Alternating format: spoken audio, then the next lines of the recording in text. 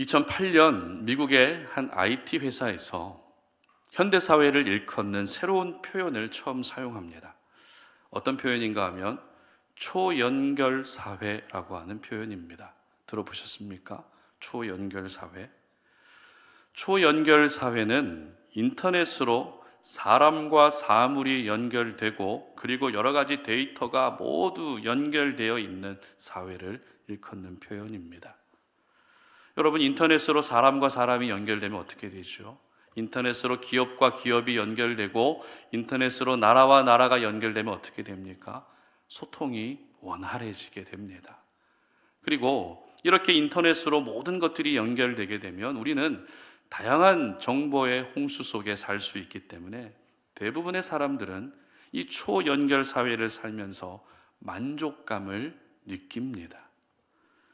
그런데 만약 이 연결이 끊어지면 어떻게 될까요?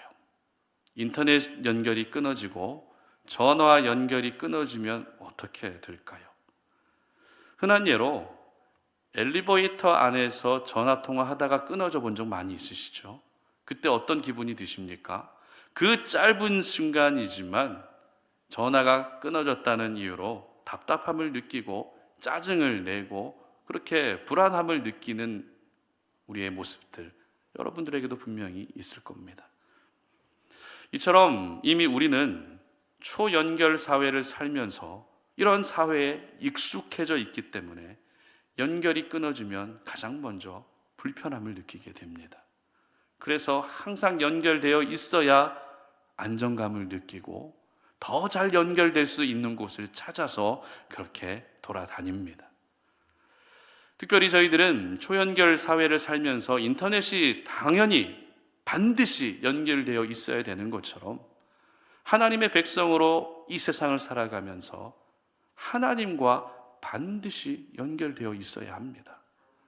인터넷으로 연결이 되어 있다가 끊어지면 불편함을 느끼고 답답함을 느끼는 것처럼 하나님과 연결되어 있다가 하나님과 연결이 끊어지면 불편함을 느끼고 답답함을 느껴야 되는데 오히려 우리 쪽에서 하나님과의 연결을 의도적으로 끊으려고 하고 있지는 않은지 우리의 모습을 한번 돌아볼 수 있었으면 좋겠습니다.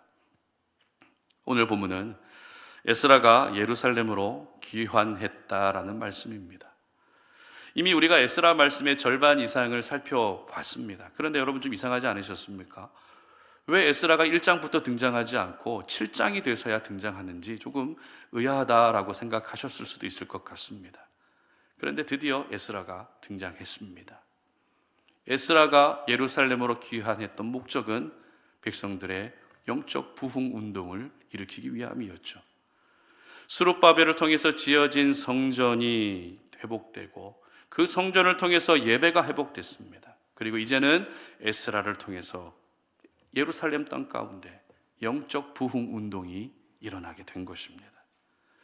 특별히 에스라가 예루살렘으로 돌아오는 과정을 기록하고 있는 오늘 본문에서 저희들이 특별히 더 주목하고 싶은 표현이 있습니다. 바로 하나님의 도우심을 입었다라고 하는 이 표현입니다. 6절 말씀 우리가 함께 읽어보도록 합니다. 이 에스라가 바벨론에서 올라왔으니 그는 이스라엘의 하나님 여호와께서 주신 모세의 율법에 익숙한 학자로서 그의 하나님 여호와의 도우심을 입음으로 왕에게 구하는 것은 다 받는 자이더니. 아멘. 그리고 9절 말씀도 함께 읽어봅니다. 첫째 달 초하루에 바벨론에서 길을 떠났고 하나님의 선한 손에 도우심을 입어 다섯째 달 초하루에 예루살렘에 이르니라. 아멘. 이처럼 에스라의 귀환 과정에서 주로 사용된 표현은 하나님의 도우심을 입었다라고 하는 이 표현입니다. 그리고 오늘 본문은 아니지만 에스라 8장에서도 하나님의 도우심이라는 표현이 2번 더 사용됩니다. 이렇게 하나님의 도우심을 입었다는 표현이 연속해서 사용되는 것을 보면 단순히 포로 귀환 과정만이 아니라 에스라의 인생 전체가 바로 하나님의 도우심을 입은 인생이었다라는 것을 우리에게 잘 보여주고 있는 것이죠. 여러분, 그렇다면 하나님의 도우심을 입었다는 것이 어떤 의미일까요? 하나님의 도우심을 입었다. 단순하게 하나님이 도와주셨다.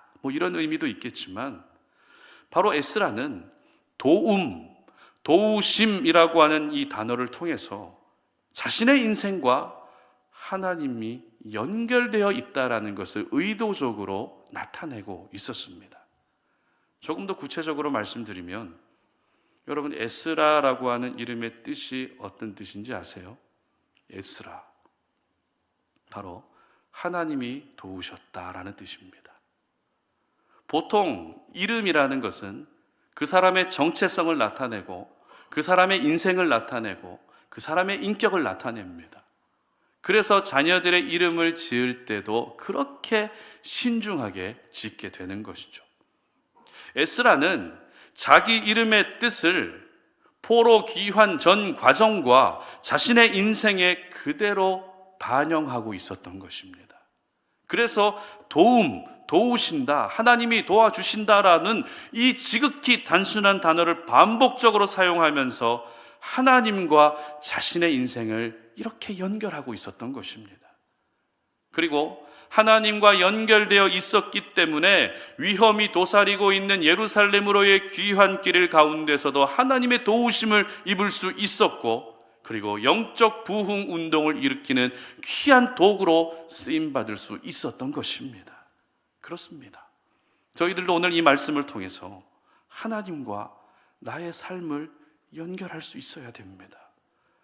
하나님의 손길에 내 삶을 투영해 보고, 그리고 나의 모습 하나하나를 하나님의 은혜에 투영해 보면서 하나님과 나를 어떻게든 계속 연결 지으려고 해야 한다는 것입니다. 나는 나고 하나님은 하나님이다, 이게 아니라 나의 작은 부분까지도 하나님과 연결될 때 비로소 하나님의 도우심을 입는 은혜가 임하게 되는 것입니다. 오늘 이 말씀을 통해서 저희들에게 주시는 영적 교훈을 한번 찾아보도록 하겠습니다. 첫 번째는 특권의식을 내려놓으면 하나님과 연결될 수 있다라는 것입니다. 6절 말씀 함께 읽어봅니다. 이 에스라가 바벨론에서 올라왔으니 그는 이스라엘 하나님 여호와께서 주신 모세의 율법에 익숙한 학자로서 그의 하나님 여호와의 도우심을 입음으로 왕에게 구하는 것은 다 받는 자이더니. 아멘. 우리 사회의 특권의식의 문제는 오늘날만의 문제가 아니죠. 지나칠 정도로 특권을 강조하고 지나칠 정도로 특권을 누리고자 하는 그런 모습을 보이면 그것을 지켜보는 사람들의 눈살이 찌푸려질 수밖에 없습니다. 최근에 우리 사회 안에서 일어나고 있는 대표적인 일 중에 환자들의 고통은 아랑곳하지 않고 의료 현장을 떠난 의사들의 모습을 보면서 그런 것도 특권의식 중에 일종이 아니냐라고 하는 일각의 해석이 있습니다. 정부의 책임이냐 아니면 의료계의 책임이냐라는 이 책임 여부를 떠나서 그와 같은 집단 행동도 누군가에게는 특권의식으로 비춰질 수 있다는 것입니다. 목회를 하면서 목회 현장에서도 특권의식으로 비춰질 수 있는 부분이 참 많다라는 것을 설교를 준비하면서 느끼게 됐는데요. 여러분, 예전에는 강단에 누가 올라올 수 있었습니까? 목회자를 제외하고는 그 누구도 올라오면 안 됐습니다. 마치 올라오면 그 순간 하나님이 치신다는 그런 이상한 분위기를 만들고, 특히 죄송하지만 여성분들은 이 강대상에 발도 디디면 안 되는 이상한 그런 분위기들이 있었습니다. 이러한 분위기들도 목회자의 특권의식으로 비춰질 수 있는 부분이죠. 그리고 목회자는 항상 섬김과 대접을 받아야 한다는 생각도 특권의식으로 비춰질 수 있습니다.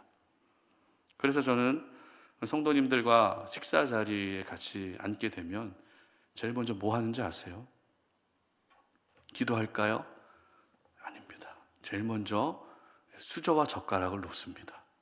그리고 물을 따릅니다. 그럼 성도님들이 깜짝 놀라죠. 아이, 목사님이 왜 이런 걸 하세요? 저는 제 그냥 개인적인 성향이에요, 그게. 어떤 식사 자리에 가서 가만히 앉아 있는 게 너무 불편해요. 섬김과 대접을 받는 것이 너무 감사하고 또 여러분들이 저를 섬기고자 하는 마음도 너무 감사하지만 저는 아직 그렇게 섬김을 받아야 되는 나이가 제 기준으로는 아니라고 봅니다. 그래서 여러분, 정말 저를 섬기고 싶으신 분들은 제 나이가 60이 넘으면 그때 섬겨주시기 바랍니다. 장수하셔야 돼요. 오래오래 사시고 제 60이 넘어가면 그때 숟가락도 놔주시고 젓가락도 놔주시고 물도 따라주시고 이렇게 해주시면 좋을 것 같습니다. 제가 그렇게 사소한 행동이지만, 물론 제가 그렇게 숟가락을 놓고 뭐 이렇게 가만히 앉아 있는다고 해서 특권 의식으로 생각하시는 성도님들은 아무도 없을 겁니다. 제 개인적인 그런 생각이 이것도 역시 특권 의식으로 비춰질 수 있으면 어떡하나라고 하는 그런 우려 섞인 마음을 가지고 그런 작은 행동 하나하나도 조심하게 되는 것이죠. 여러분, 특권 의식 가정 안에서도 있죠. 가정 안에서도 특권 의식이 굉장히 많습니다. 나는 가장이니까, 나는 3대 독자니까, 나는 종손이니까, 나는 우리 집에서 제일 잘 나가니까, 이런 특권 의식이 가정 안에서도 발동할 때가 있습니다. 가정 안에서 이런 특권 의식이 발동되면 어떻게 돼요? 아무것도 안 하고 가만히 앉아 있죠.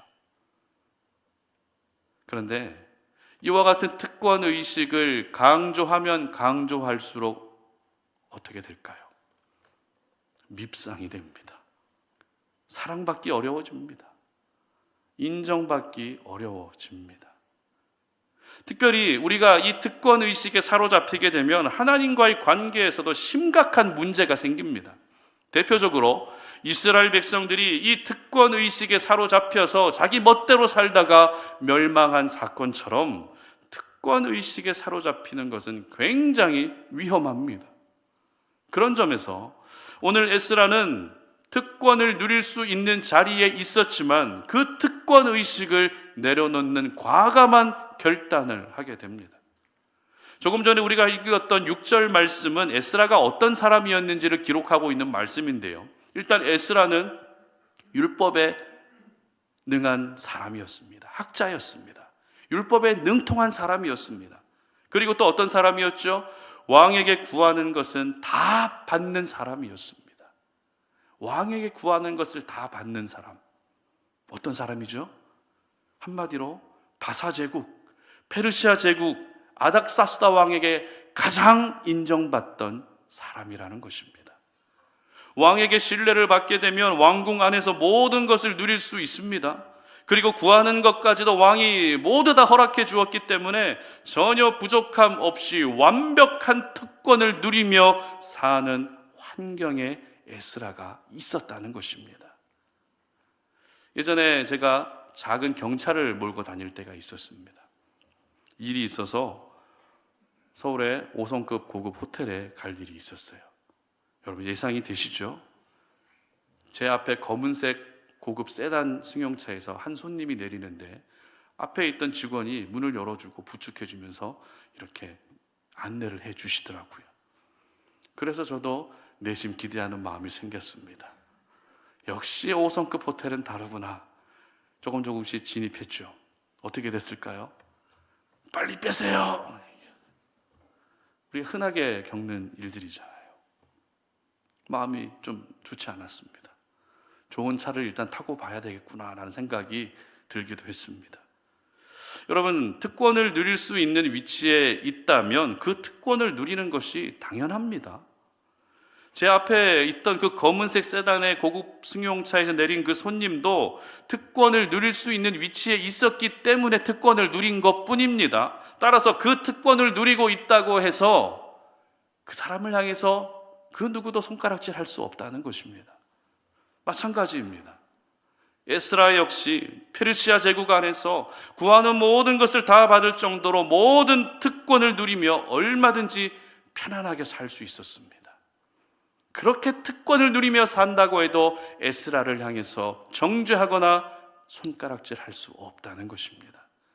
하지만 에스라는 특권 의식에 사로잡히지 않았습니다.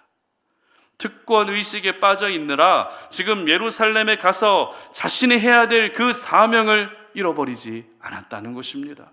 에스라는 오히려 특권 의식을 과감히 내려놓고 예루살렘으로의 귀환길에 올라갔던 것입니다.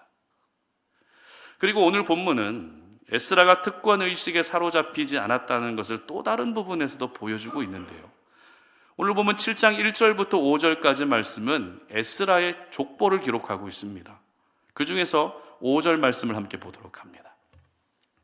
아비수아의 13대 손이요, 비느하스의 14대 손이요, 엘르아살의 15대 손이요, 대제사장 아론의 16대 손이라. 아멘. 에스라가 어떤 사람이었다고요?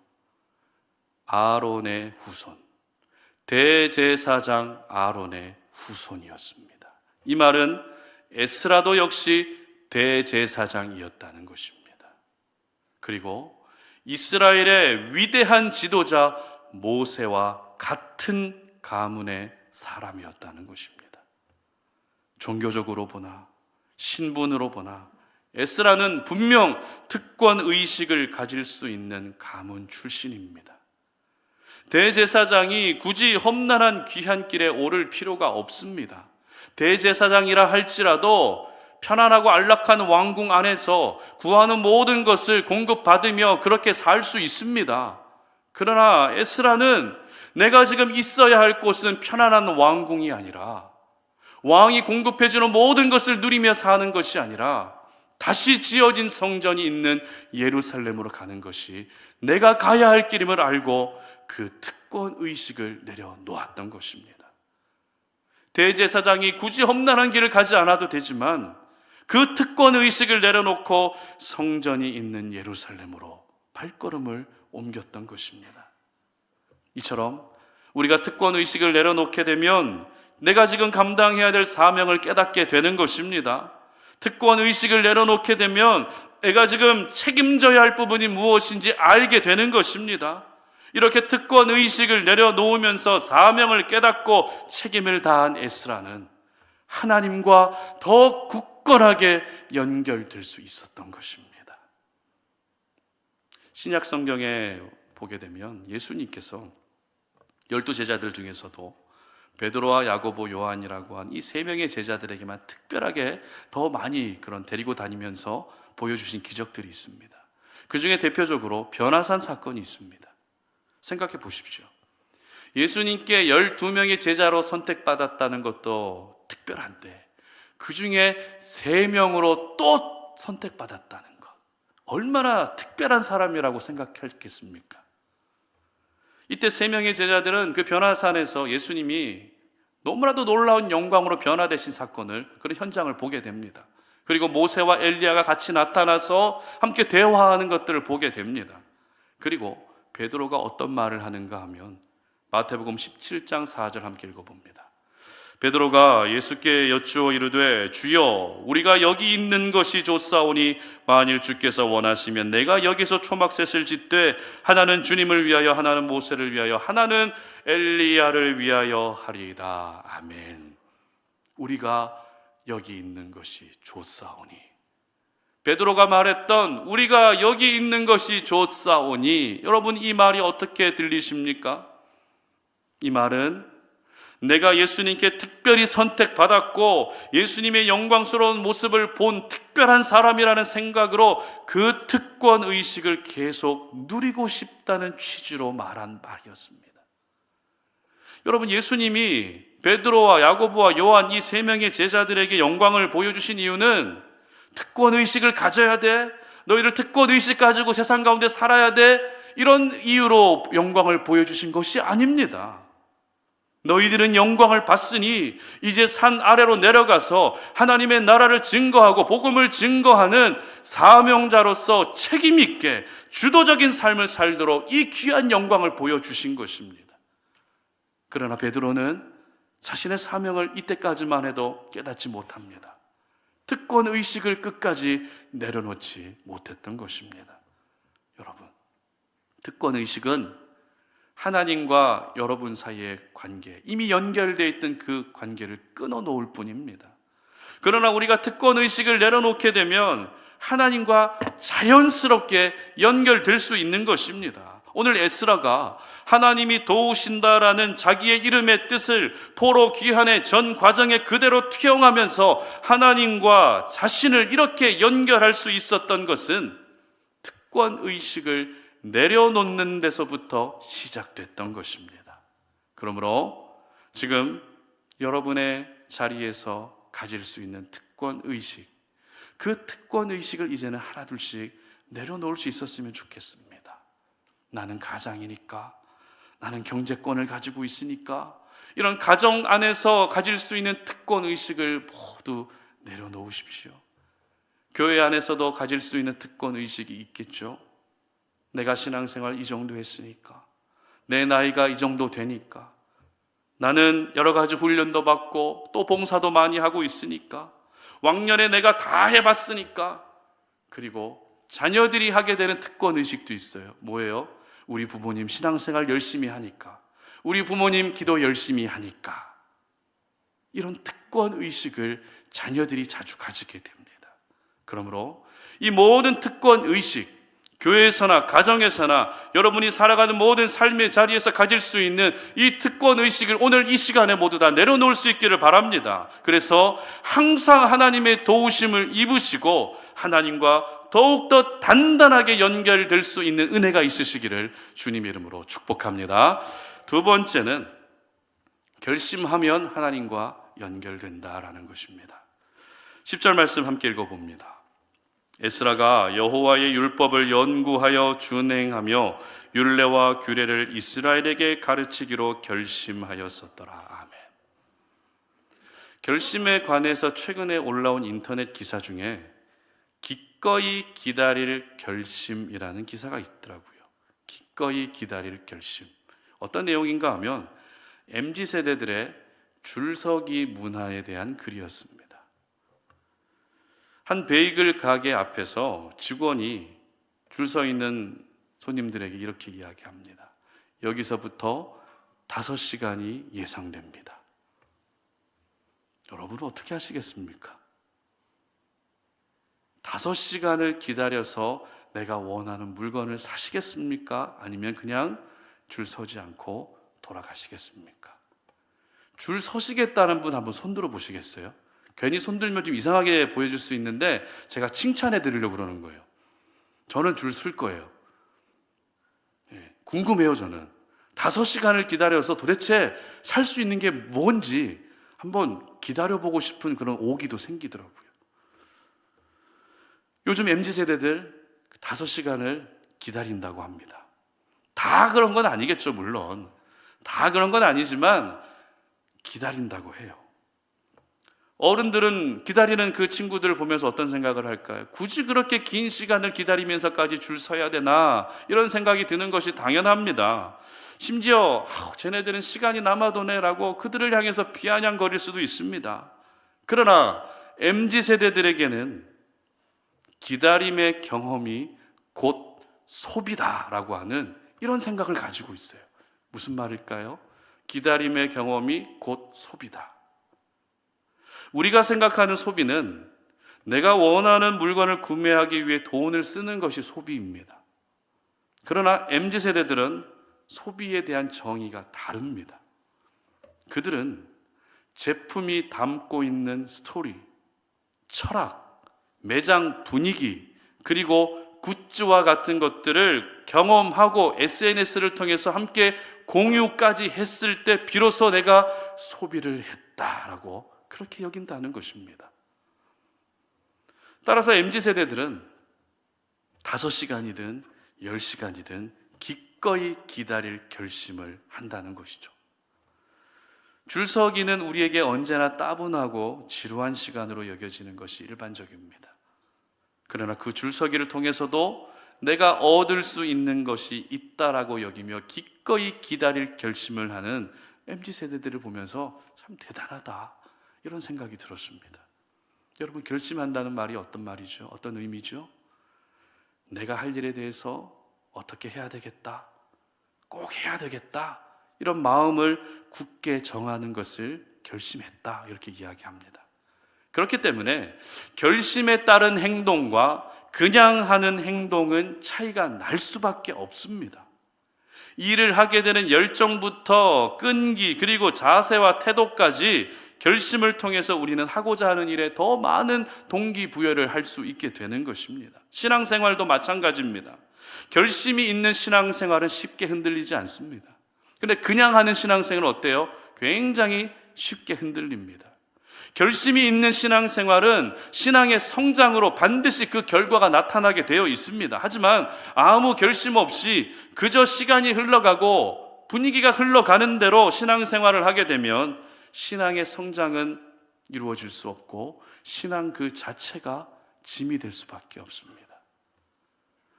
오늘 본문의 에스라는 예루살렘으로 돌아온 후에 가장 먼저 결심부터 합니다.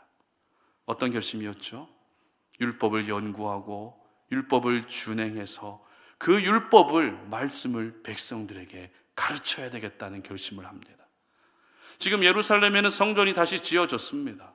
성전의 회복은 곧 예배의 회복이었고 예배의 회복은 백성들의 신앙 회복이었기 때문에 모든 백성들이 그것을 기다리고 간절하게 사모했을 겁니다.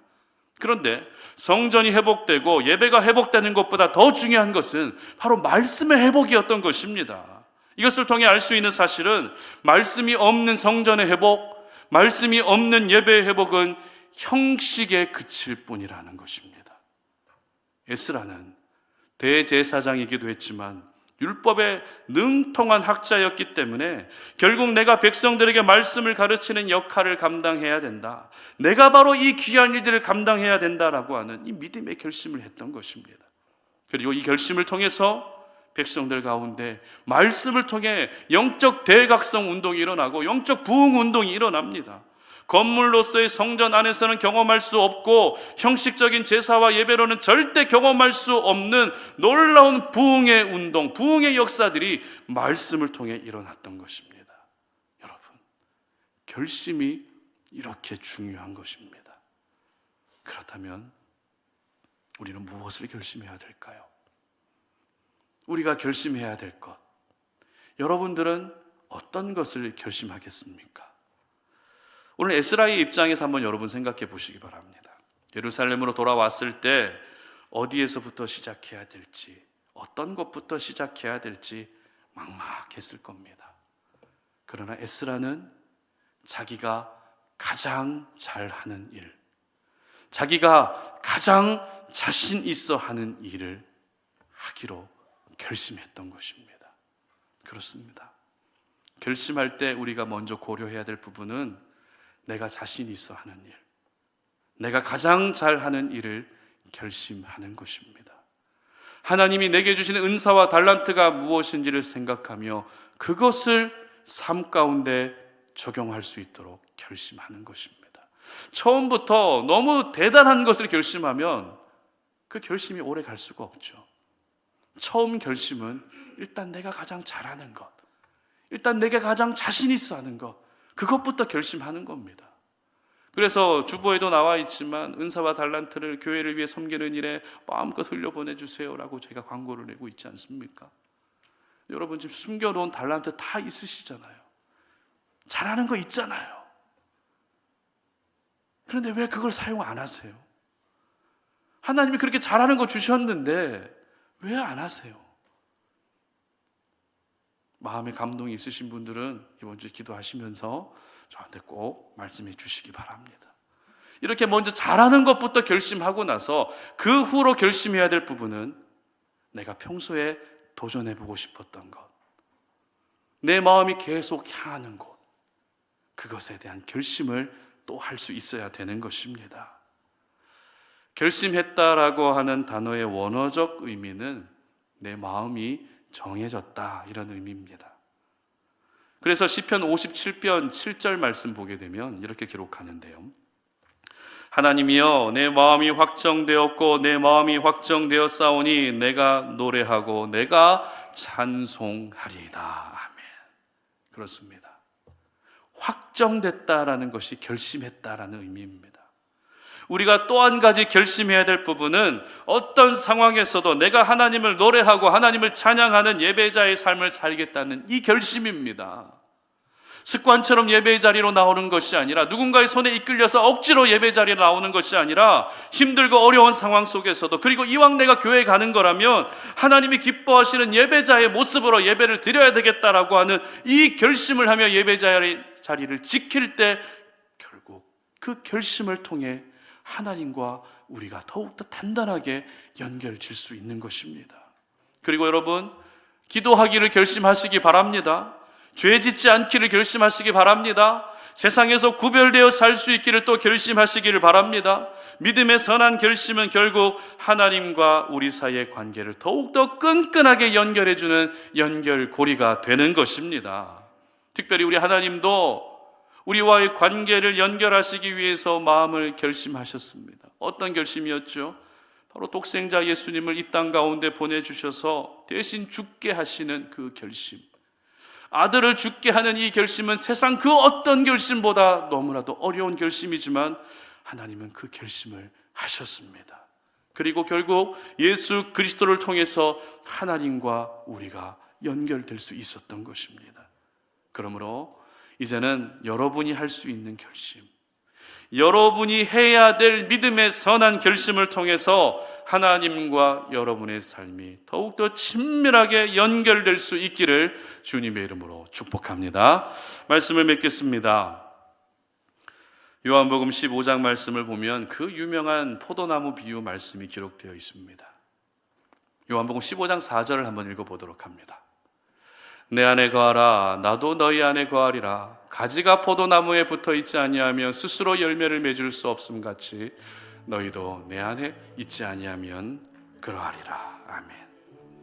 예수님은 예수님 자신을 포도나무에 비유합니다. 그리고 저희들을 그 포도나무에 붙어 있는 가지라고 비유합니다. 결국 가지는 포도나무에 붙어 있어야 열매를 맺을 수 있다는 것이 포도나무 비유 말씀의 가르침입니다. 여러분, 가지가 포도나무에 붙어 있어야 한다는 것은 예수님과 내가 연결되어 있어야 한다는 의미죠. 그렇습니다. 연결되어 있어야 열매를 맺을 수 있고, 연결되어 있어야 열매를 맺기 위한 모든 선한 것을 공급받을 수 있는 것입니다. 오늘 에스라는 하나님이 도우신다라고 하는 자기 이름의 뜻을 포로 귀환의 모든 여정과 자신의 인생 전체에 그대로 투영하고 반영했습니다.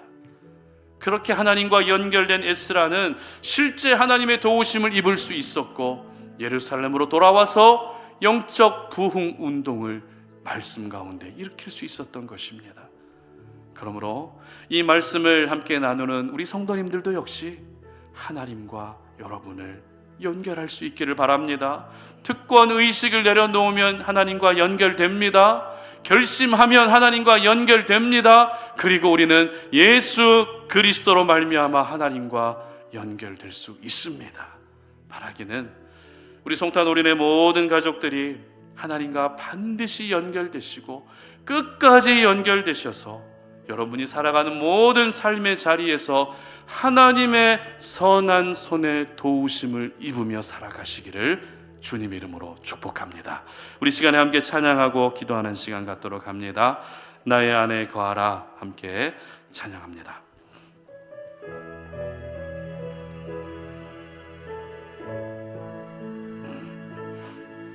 나의 안에 거하라. 나는 내 하나님이니 모든 환난 가운데 너를 지키는 자라.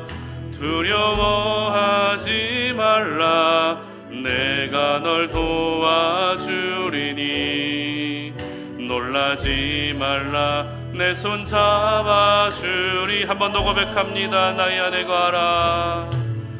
나의 안에 거하라.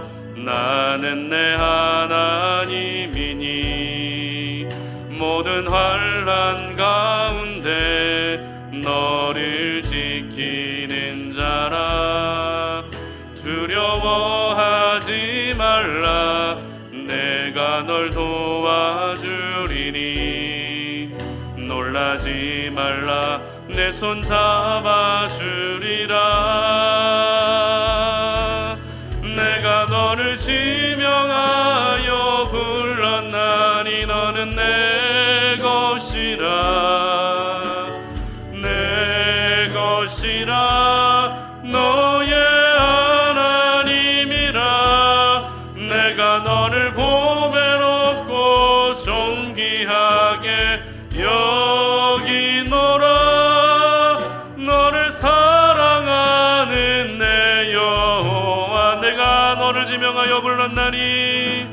내가 너를 지명하여 불렀나니 너는 내 것이라 내 것이라 너의 하나님이라 내가 너를 보배롭고 존귀하게 여기노라 너를 사랑하는 내 여 한번 더 고백합니다. 내가 너를 지명하여 불렀나니 내가 너를 지명하여 불렀나니 너는 내 것이라 내 것이라 너의 하나님이라 내가 너를 보배롭고 존귀하게 여기노라 너를 사랑하는 내 여호와라. 아멘. 이 시간 우리 함께 기도하며 나아갈 때 또 하나님이 허락하신 이 세상 가운데 우리는 또 나아가야 합니다.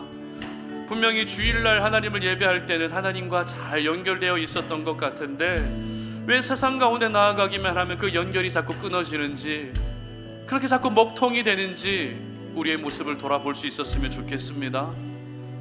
하나님은 오늘 우리의 삶을 하나님과 더 친밀하게 연결하기를 원하십니다. 에스라를 생각해 보시기 바랍니다. 에스라는 자기 이름의 뜻, 하나님이 도우신다라고 하는 그 이름의 뜻을 포로 과정의 전 과정, 포로 귀환의 전 과정과 자신의 인생 전체에 반복적으로 사용하면서 하나님이 도우셨다, 하나님의 선한 손에 도우심을 입었다라고 하는 이 표현을 통해서 자신의 인생과 하나님을 친밀하게 연결하고 있었습니다. 하나님과 연결되어 있었기 때문에 결국 하나님의 도우심을 입을 수 있었고 귀환에서 영적 부흥운동을 일으킬 수 있는 주역으로 쓰임받을 수 있었던 것입니다. 그러므로 오늘 이 시간 여러분의 모습을 돌아보시며 하나님, 내가 하나님과 더욱 많이 연결되기를 원합니다. 하나님과 연결이 절대 끊어지지 않기를 원합니다. 그러기 위해서 내 가정 안에서, 내 교회 안에서, 그리고 내가 살아가는 모든 삶의 자리 안에서 특권의식을 내려놓게 하여 주시옵소서. 특권의식을 내려놓고 그냥 순전하고 순박한 모습으로 하나님만을 사랑하고 그렇게 나아갈 수 있게 해달라고, 그리고 이제는 믿음의 선한 결심을 할 수 있었으면 좋겠습니다. 하나님이 여러분들에게 주셨던 은사와 달란트를 흘려보낼 수 있는 결심을 하시기 바랍니다. 기도하기를 결심하시고 말씀으로 세워지기를 결심하시고 거룩하게 구별되기를 결심하시고 세상의 죄와 싸워서 이기기로 결심하시고 모든 믿음의 선한 결심을 통해 하나님과 연결을 다시 이어갈 수 있기를 바랍니다. 그리고 무엇보다도 하나님과 나를 연결할 수 있는 가장 중요한 연결고리는 예수 그리스도임을 기억하며 하나님, 내가 포도나무 되신 예수님과 늘 붙어있는 인생을 살게 하여 주시옵소서라고 이 시간도 함께 주여 한번 외치고 기도하며 나아갑니다. 주여, 하나님 아버지 감사합니다. 오늘 이 시간 우리에게 주신 생명의 말씀을 우리의 마음에 깊이 새기며 하나님이 허락하신 이 세상 가운데로 나아갑니다. 하나님, 이 세상 가운데에서 하나님과의 연결이 절대 끊어지지 않기를 원합니다. 잠시 잠깐 인터넷이 끊어져도 불편함을 느끼고 잠시 잠깐 전화가 끊겨져도 불편함을 느끼는 저희들인데 하나님과의 연결이 이미 끊어져 있음에도 불구하고 전혀 불편함을 느끼지 못했던 우리의 모습을 돌아보니 하나님, 오늘 주신 주님의 생명의 말씀을 통해 하나님과 끊어졌던 그 관계가 다시 연결되어지게 하여 주시길 원합니다.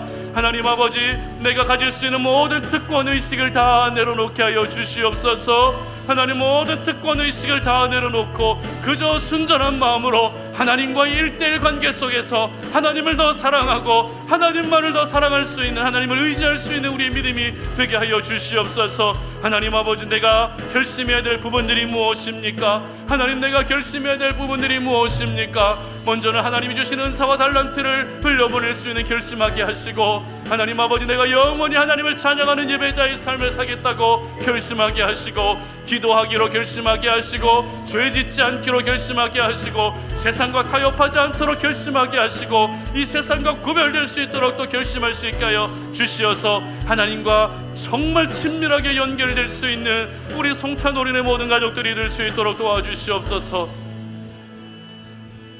하나님 아버지, 하나님의 오늘 우리에게 주신 그 말씀을 붙들고 세상 가운데 나아갑니다.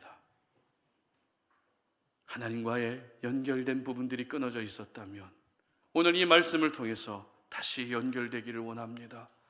내가 내려놓아야 될 특권 의식이 무엇인지 우리의 모습을 진지하게 돌아보게 하시고, 또한 내가 믿음의 선한 결심을 해야 될 부분들은 무엇인지 또 한번 우리의 모습을 돌아보게 하셔서 우리 사랑하는 모든 송탄 올인의 지체들이 하나님과 끝까지 연결될 수 있게 하여 주시옵소서. 에스라가 자기 이름의 뜻에 따라서 하나님이 도우신다라고 하는 그 이름의 뜻에 따라서 자신의 모든 포로 귀환의 과정과 인생 전체를 그대로 반영했던 것처럼 우리 사랑하는 송탄 올인의 모든 지체들도 역시 매 순간 하나님의 그 손길에 내 모습을 비춰보게 하시고, 또 내 모습 하나하나를 하나님의 은혜에 또 비춰보게 하셔서 끝까지 연결될 수 있는 우리 성도님들 삶이 되게 하여 주시옵소서. 이제는 우리 주 예수 그리스도의 은혜와 하나님 아버지의 끝없는 사랑과 성령의 교통하심이 오늘 주님 앞에 나와 예배하며 우리에게 주셨던 그 생명의 말씀을 기억하여 영원히 하나님과 연결되어 있기를 간절히 소망하는 우리 모든 송탄 올인 가족들 머리 위에 이제로부터 영원토록 함께 하시기를 간절히 축원하옵나이다. 아멘.